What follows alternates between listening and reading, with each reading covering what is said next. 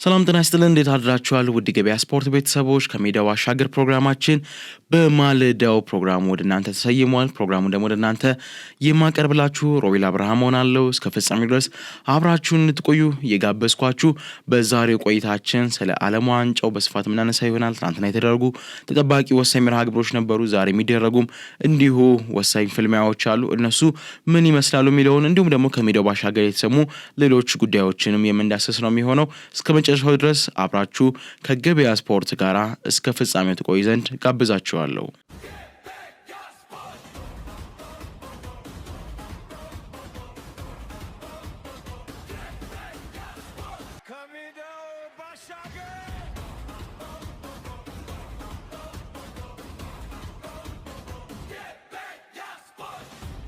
ተመልሰናል። በመግቢያ ላይ እንዳልኳችሁ በዋናነት ትናንትና የተደረጉ እንዲሁም ደግሞ ዛሬ የሚደረጉ የዓለም ዋንጫ ጨዋታዎች እናነሳለን። ትናንትና 3 የሚደርሱ መርሃ ግብሮች ተከናውነዋል። እርግጥ ነው ገና አንድ ይህ ዜና እየተጠናከረበት እስካለበት ሰዓት ድረስ ያልተጠናቀቀ ጨዋታ አለ። የእሱን ጨዋታ እዚሁ ስቱዲዮ እያለን ከተጠናቀቀ እሰየው ውጤቱ ወደ እናንተ እናደርሳለን። ከዛ ውጭ ግን ያሉትን በስፋት የምንዳስሳቸው ነው የሚሆነው። ምሽት 4 ሰዓት ላይ ተደርጎ የነበረው የስፔን ጨዋታ በብዙዎች ዘንድ ተጠባቂነትን ያገኘ ነበረ። እኛም ትናንትና በስፋት አንስተነው ነበረ። ምክንያቱም ሁለቱም አሰልጣኞች የሚመሩባቸው የየራሳቸው ተመሳሳይ የሆነ ነገር ግን በአደረጃጀት ወይ ደግሞ በአጨዋወት ሲስተም ላይ የተሻለ ልውጦችን ሊፈጥር ይችላል ተብሎ የሚጠበቅ መንገድ ነበረ። ዴላ ፎንቴ ከኳስ ጋር ምቾት ያለውን ቡድን በመገንባት የሚታወቅ አሰልጣኝ ነው። በአንጻሩ ደግሞ ራልፍ ራኒክም ይሄ ኳስ ይዞ ጫወታለሁ ለሚል ቡድን ትክክለኛ መፍትሄ መሆን የሚችል በገገም ፕሬሲንግ የታጠረ የጨዋታ ትግበራ ማሳየት የሚችል ተብሎ በብዙዎች ዘንድ የሚጠበቅ 4-4-2ን በማራመድ ብዙዎች የጨዋታ በጣም ምርጥና ፉክክር ይታይበታል ተብሎ የጠበቀበት መርሃ ግብር ነበር። ግን የታሰበው ሌላ የሆነው ሌላ ሆኗል። ስፔን ፍጹም የበላይነትን ነበር በጨዋታው ላይ መውሰድ የቻለችው። እጅግ አስደናቂ የነበረ ፉክክሮች የታዩበት፣ እስከ መጨረሻው ድረስ ትንቅንቆች የታዩበት አልነበረም። ስፔን ወደ 22 የሚደርሱ የጎል ሙከራዎችን አድርጋለች። ከ22ቱ 10 ኢላማቸው የጠበቁ ነበሩ። 601 የኳስ ቅብብሎችን ማድረግ ችለዋል።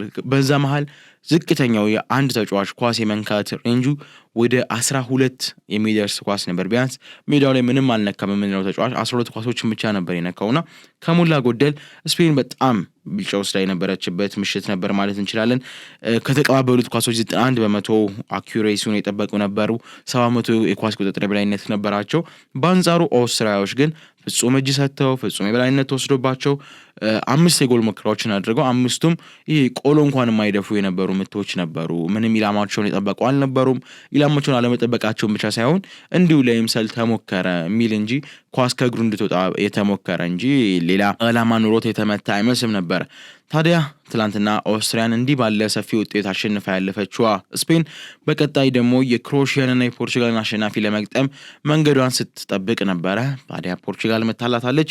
ፖርቹጋል ትላንትና እጅግ አስደናቂ ጨዋታን ማሳየት ችለው ነበር። በተለይ ደግሞ የመጀመሪያ አጋማሽ ላይ ቢያንስ ሙሉ ለሙሉ ጫና ፈጥረው ማለት በሚቻልበት ደረጃ ሲጫወቱ ነበር። ሁለተኛ አጋማሽ እንደተጀመረ ግን መጀመር የነበረው አቅማቸው ሙሉ ለሙሉ ከርቷቸው የኃይል ሚዛኑ ወደ ክሮኤሺያ አርልቶ ነበር። ክሮኤሺያዎችም በጨዋታው ላይ ገና በሁለተኛ አጋማሽ ጅማሪ ጎሎችን በፔትሮቪች አማካኝነት አስቆጥረው ነገሮች የበለጠም እንዲጋጋሉ ራሳቸውን ችለው ለክሮኤሺያ እንደ መልካም አጋጣሚ ለፖርቹጋል ደግሞ እንደ ትልቅ ፈተና ሆነው ነበረ። በተለይ ደግሞ ከጎሉ መቆጠር በኋላ ፖርቹጋል ምላሽ ለመስጠት ከመፍጠን በላይ የክሮኤሺያዎች ለመድገም የነበረው እንቅስቃሴ እጅግ አስደንጋጭና ፖርቹጋል መጨረሻዋ በቃ እንደዚህ ሆነ ወይ የሮላንዶ የመጨረሻ ጨዋታ እንደዚህ ሆነ ወይ ተብሎ ብዙዎች በሐዘን ውስጥ ነው ሲመለከቱት ነበር። ደጋፊዎች ፊት ላይም ምን በሚችል አጋጣሚ ነበረ።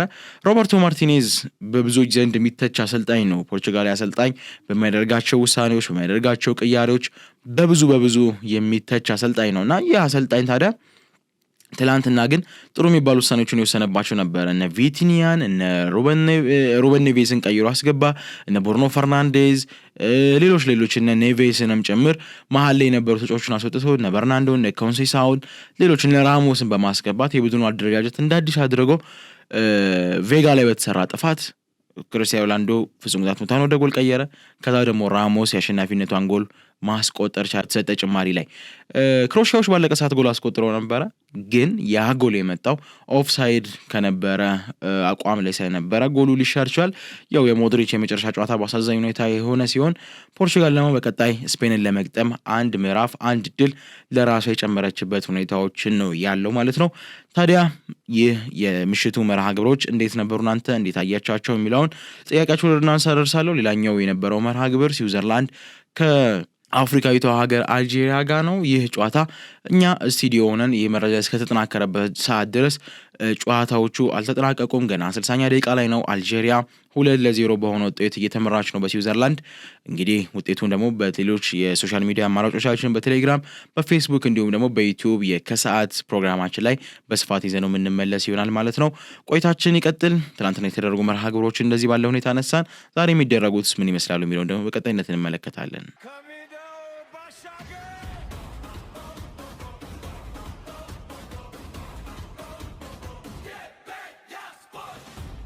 ተመልሰናል ትናንትና የተደረጉ መርሃ ግብሮችን እንደዚህ ባለ ሁኔታ ከዳሰስን በኋላ ዛሬ የሚደረጉትን ጨዋታዎች ደግሞ በተወሰነ መንገድ ማንሳት ይጠበቅብናል ብዬ አስባለሁ በዋነኝነት የምናገኘው 3 ሰዓት ሲል የሚደረግ ወይ ደግሞ ሌላኛው አፍሪካዊቷ የምትወከልበትን ጨዋታ ነው አፍሪካውያን ሀገራቶች እስካሁን ባለው መንገዳቸው ላይ ስኬታማ የሚባል አይመስልም በተለይ በጥሎ ማለፉ በምድብ ጨዋታዎች ላይ ምርጥ ሶስተኛም ብሎም ደግሞ ሁለተኛና ምርጥ ሆነው የጨረሱም አሉ ግን በጥሎ ማለፉ ላይ ግን እስካሁን ማለፏን ያረጋገጠች ብቻ አፍሪካዊቷ ሀገር ሞሮኮ ብቻ ናት አንድ የቀረችው ግብጽ ናት 9 ቀስ በቀስ እየተንሸራተቱ እየተንሸረሸረ ወደ ሀገራቸው እየተመለሱበት ያለበት ሰዓት ላይ ደርሰናል ታዲያ ግብጽና ጋና የሌሊቱ አፍሪካን የሚወክሉ ተወካዮች ናቸው እነሱስ ጣፈንታቸው ምን ይሆናሉ የሚለው ምሽት 3 ሰዓት ላይ አውስትራሊያና ከግብጽ የሚያደርጉት ጨዋታ ምላሽ ይሰጣል ተብሎ ይጠበቃል አውስትራሊያዎች በመጀመሪያ ጨዋታቸው የምድብ እንቅስቃሴያቸው ላይ ጥሩ የሚባል አሳይተው ነበር ከዛ በኋላ ግን በተወሰነ መንገድ አገጮች ብዙ የሚቀራቸው የቤስራዎች እንደነበሩ ተመልክተው ነበር በመጨረሻው ጨዋታ ላይ ግን አስተካክለው ዛሬ ላይ ግብጽን ለመቅጠም እዚህ መድረክ ላይ ተገኝተዋል ግብጾችም እንዳጀማመራቸው ፍጻሜያቸው ማምሩ ዛሬ ላይ በጥሎ ማለፉ የሚፋለሙ ነው የሚሆነው የምሽት 3 ሰዓቱ ጨዋታ ማንን ወደ ቀጣይ ዙር ያሳልፋል የሚለው ሌላ በጉጉት የሚጠበቅና ትኩረትን የሚስብ ጉዳይ ነው ሌላኛው አፍሪካውያን ሀገራቶች ናቸው ዛሬ ምሽቱ ሙሉ የሚጫወቱት ማለት እንችላለን 7 ሰዓት ላይ አርጀንቲና ከኬፕ ቨርድ ይጫወታሉ ብዙዎችን ሰርፕራይዝ ያደረገች የሚገኘው ኬፕ ቨርድ የዓለም ሻምፒዮኗን አርጀንቲናን የምትገጥም ነው የሚሆነው ታዲያ ልክ እንደ ፓራጓይ ሁሉ ኬፕ ቨርድ በመጀመሪያ የዓለም ዋንጫ ተሳትፏ ዓለምን ሰርፕራይዝ ማድረግ ቻለች ወይ ሻምፒዮኗን አሰናብታ ወይስ ደግሞ አርጀንቲና ያገኘቻቸው መልካም አጋጣሚዎች በመጠቀም ዛሬ ላይ ኬፕ ቨርድን ዘረራ ወደ ቀጣዩ ምዕራፍ መሸጋገር ትችላለች የሚለው ይጠበቃል ሊዮ ሜሲ የጎል ፉክክሩን በ6 ጎል በላይነት እየመራ ነው የሚገኘው ዛሬ ሌላ አድቫንቴጅ አለው በዛሬው ዕለት ጎሎቹ ማስቆጠር የሚችል ከሆነ በዓለም ዋንጫው መድረክ ያስቆጠራቸውን ጎሎች ብዛትንም እንዲሁም ደግሞ በዚህ ውድድር ላይም ያስቆጠራቸውን የግል መጠኖች ከፍ ማድረግ የሚችልበት አጋጣሚ ይኖራል ማለት ነው ይህ እንዴት ይገመገማል እንዴት ይታያል ሌላው ምሽት ላይ ምን መልስ የሚያገኝ ጨዋታ ነው አርጀንቲናዎች እንደ ቡድን በመጫወት የሚታሙ አይደለም እንደ ቡድን በመጫወት ከግል ጥራት በላይ እንደ ቡድን መጫወትን የሚያስቀድሙ ናቸው ኬፕ ቨርዶችም ልክ በተመሳሳይ ይህንን ሁኔታ በቅርብ ጊዜ እያነበብንባቸው ይገኛል በተለይ በመከላከል ረገድ በማጥቃቱም ሲጫወቱ ከሞላ ጎደል ቡድኑ አንድ መንፈስን ይዞ እየተጫወተ ያለ ይመስላል የፖርቹጋል የቀኝ ግዛት ሀገር ናት በነገራችን ላይ ኬፕ ቨርድ ስለዚህ በተዘዋዋሪ ፖርቹጋል ከአርጀንቲና ማለት የምንችለው መርሃ ግብር ነው ሌላኛው ደግሞ 10 ሰዓት ተኩል ሲል የሚከናወነው ተጠባቂ መርሃ ግብር ነው በዚህም ሌላኛው የቷን አፍሪካ ሀገር ጋና እናገኛታለን እንግዲህ የ86ኛ ደቂቃ እርግማን በተወሰነ መንገድ ዛሬ ለቅቃሉ የሚለውን እንግዲህ የግብጽን ጨዋታ ሌላው ደግሞ የኬፕ ቨርድ ጨዋታ የሚያስመለክቱ ነው የሚሆነው የ10 ሰዓት ተኩልም ደግሞ ጋናን ከኮሎምቢያ የሚያፋጥጥ መርሃ ግብር ነው ይህ ጨዋታ እንዴት ይሆናል ጋናዎች ከእንግሊዝ ጋር የነበራቸው አፈጻጸም ብዙዎችን ያደነቀበት ጋናም ብዙ እንደውም ከነበሩት አፍሪካ ሀገራቶች ብዙ ግምት ያልተሰጣቸው እነሱን አይቮሪ ኮስት ቱኒዚያ ነበሩ ቱኒዚያ ኦፍ ኮርስ በምድብ ጨዋታ ላይ ለምን ግምት እንዳልተሰጣት በሚገባ ታይታለች አይቮሪ ግን ከምድብ አልፋ ተሰናብታ የወጣችበት ሁኔታ ነው ያለው በጥሎ ማለፉ ይህ እጣ ፈንታስ ጋና ላይ ይቀጥላል ወይ? ሌላኛው በትኩረት ልንመለከተው የሚገባ ጨዋታ ነው ብዬ አስባለሁ። 10:30 ነው ጨዋታው የሚጀምረው። በአንጻሩ ደግሞ ተጋጣሚ ሀገር ኮሎምቢያ በነ ፖርቹጋል ምድብ ውስጥ የበላይነቱን ይዛ ማጠናቀቅ የቻለች ሀገር ናት። ከፖርቹጋል ጋር አቻ ተለያይታለች። የተቀሩት ሌሎች ጨዋታዎቿን ደግሞ በድል ማጠናቀቅ የቻለች ሀገር ናትና ዛሬ ጋና እንዴት አስተናግዳታለች የሚለው የሚጠበቅ ጨዋታ ነው የሚሆነው። እናንተ የዚህን ጨዋታ ግምቶቻችሁንና ሐሳብና አስተያየታችሁን ኮሜንት ላይ እንድታደርሱን ጠይቃችኋለሁ። እያደመጣችሁ የሚገኘው ገበያ ስፖርት ነው። የሰኔ 26 የማለዳ ስፖርታዊ ዜናዎችን ነው እያቀረብላችሁ የሚገኘው። ከዜናዎቹ ጋር ደግሞ ወደ እናንተ እየደረስኩ የሚገኘው ሮቤል አብርሃም ነኝ። እንቀጥላለን። ከስፖርት ባሻገር ከሜዳው ባሻገር ያሉ ዝርዝር ሁኔታዎችን ደግሞ በቀጣይነት እንመለሳለን። ቼልሲ የስነልቦና ችግር አጋጥሞታል። እንዲሁም ደግሞ ቪኒ ጁኒየር ከሪያል ማድሪድ ጋር የመለያየት ነጥቦች እንዳሉ እየተነሳ ነው የሚገኘው። እነሱም በዝርዝር ከቆይታ በኋላ ስንመለስ እንመለከተዋለን።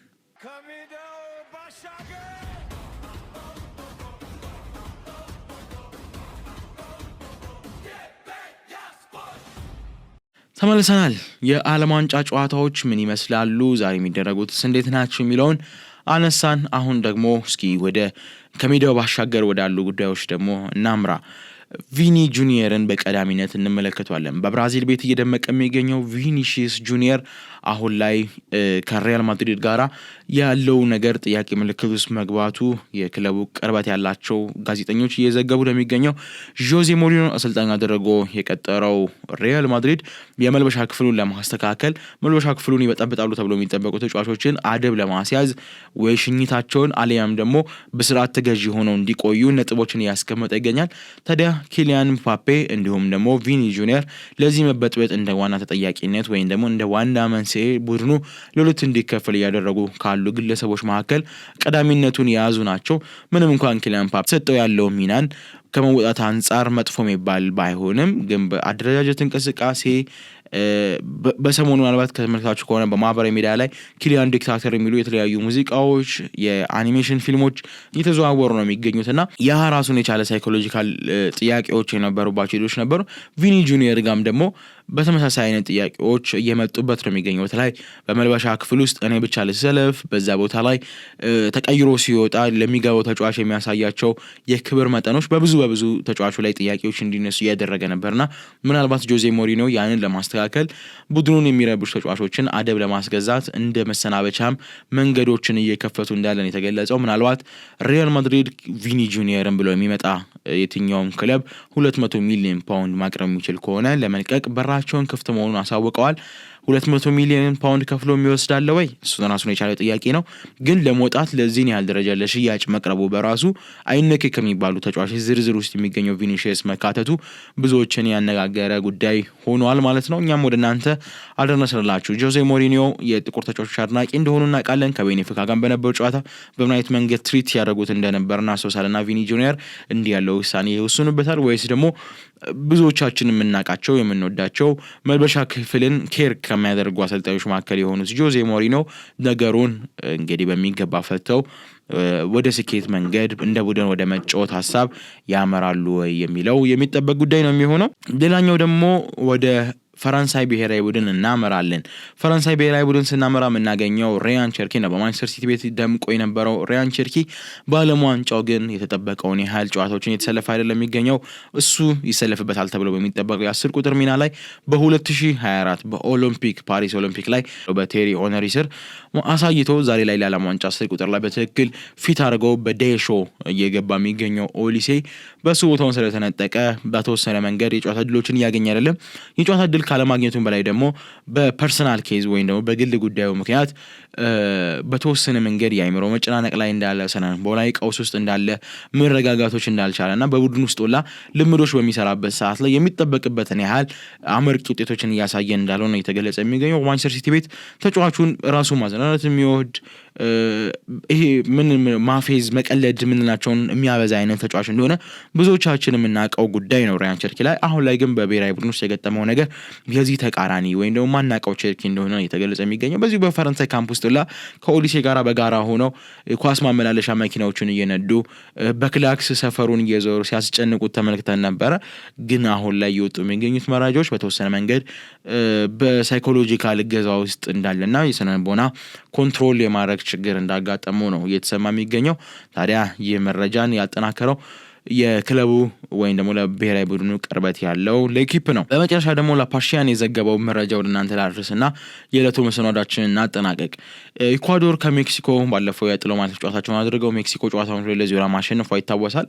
ታዲያ በዚህ ጨዋታ ላይ ግን ከጨዋታው መጀመር አስቀድሞ 5 የኢኳዶር ወሳኝ ተጫዋቾች ሀገሪቱ የማፊያ እንዲሁም ደግሞ ወንጀለኛ ሰራዊቶች ካርቴናል ከሚባሉ ቡድኖች ከባድ የዛቻ እንደደረሰባቸው ነው የተገለጸው። የግድያ ዛቻን የደረሰባቸው የግድያ ዛቻ ደግሞ እነሱን ብቻ ያነጣጠረ ሳይሆን ቤተሰቦቻቸውንም ኢላማ ያደረገ የግድያ ዛቻ ነበር እንደደረሰባቸው የተገለጸው። ታዲያ ይህ የሆነው ምናልባት ቡድኑ ኢኳዶር ሜክሲኮን አሸንፎ ከውድድሩ የሚያሰናብታት ከሆነ ነበረ። ምንም እንኳን ጨዋታው 2-0 በሆነ ውጤት በሜክሲኮ አሸናፊነት ተጠናቆ መረጃው ቢወጣም በጨዋታው ላይ ግን ለዳኞች የነበረው በአወዳዳሪ አካሎች ዘንድ ለሚዲያ ይፋ ባይደረግም ስጋቶች እንደነበሩ ተገልጾ ነበረ። ተጫዋቾቹን በተወሰነ መንገድ አሳውቀው እንደነበረ የተገለጸውና እንዲህ ያሉ መረጃዎች በዚህ ዓለም ዋንጫ ላይ መሰማቱን ራሱን የቻለ ትኩረት የሚስብ ጉዳይ ነው። ቀጣይ ደግሞ እንግሊዝ ከሜክሲኮ ነው ጨዋታቸውን የሚያደርጉት። አዚቴክ ላይ ነው ጨዋታው የሚደረገው። እንግሊዞች ደግሞ አዚቴክ ላይ ሌላ የማይረሱት ትልቅ ጨዋታ አለ። እሱም ጨዋታ ምንድነው? አንደኛው ከዚህ ቀደም የጊዜ ረጅም በሚባል የማራዶና ጎል በአርጀንቲና ተቆጥሮ ዋንጫውን ያጡበት አጋጣሚ ነበረ። ታዲያ አሁን ላይ ደግሞ ለኢኳዶር የደረሰው የግድያ ዛቻ ወደ እንግሊዝ ቤት በሩን አንኳኩተው ይገባሉ የሚለው ሌሎችን ስጋት ውስጥ የጣለ ጉዳይ ነው። የኢኳዶር ተጫዋቾች ግን ይህ እንደተፈጠረባቸው በስጋት ውስጥ ሆነው ጨዋታቸውን እንዳደረጉ ለመሸነፋቸውም እንደ አንዱ መንስኤ እየተነሳ ነው የሚገኘውና ላፓርሺያን ያወጣው መረጃ ይህን ይመስላል። የሰኔ 26 ስፖርታዊ መረጃዎቻችን ይህንን ይመስሉ ነበረ። ስላዳመጣችሁን ከልብ እናመሰግናለን። ውድ የገበያ ስፖርት ቤተሰቦች ቆይታችን ይቀጥላል። ሌሎች አጫጭርና ወሳኝ የዝውውር ዜናዎች እንዲሁም ደግሞ ሌሎች ስፖርታዊ መረጃዎችን በቀላሉ ለማግኘት ከፈለጋችሁ @ገበያ ስፖርት ብላችሁ ቴሌግራም ላይ ሰርች በማድረግ እንዲሁም ደግሞ በፌስቡክ ሌሎችም የሶሻል ሚዲያ አማራጮቻችን ላይ በፍጥነት ወደ እናንተ የሚደርስ ነው የሚሆነው። መቀላቀላችሁን አትርሱ እያልኩኝ ከቆይታው እስካሁን ፕሮግራሙን እየመራውላችሁ ሮቤል አብርሃም ከእናንተ ጋር ነበርኩኝ። ዳግም በሌላ ፕሮግራም በሌላ ርዕስ እስከምንመለስ ቸር ሰንብቱ።